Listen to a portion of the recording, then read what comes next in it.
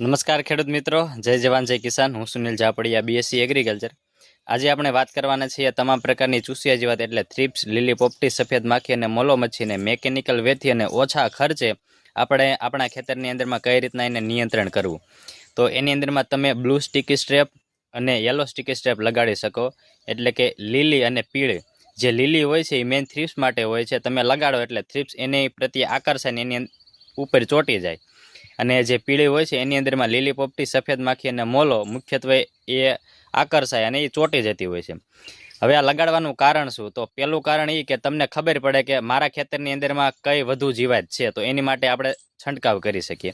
બીજી વાત કરીએ તો જેટલી વધુ જીવાત ચોંટે એટલો તમારે પંપનો ખર્ચો ઓછો થાય, એટલે કોસ્ટિંગ ઓછું પડે. ત્રીજી વાત કરીએ તો તે ઇકો ફ્રેન્ડલી છે, એટલે એની અંદરમાં કોઈ કેમિકલનો યુઝ થતો નથી, તો તે તમારા પાક માટે પણ નુકસાનકારક નથી.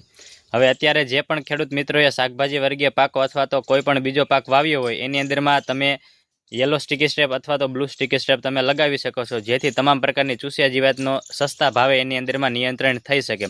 અને બજારમાં એનો ભાવ 20 થી 30 રૂપિયા જ હોય છે. તો વિડીયો સારો લાગ્યો હોય તો આપણી ઇન્સ્ટા આઈડી કૃષિ સાથી 45ને ફોલો કરવાનું ભૂલતા નહીં. ને મળીએ નવા વિડીયોમાં. જય હિન્દ.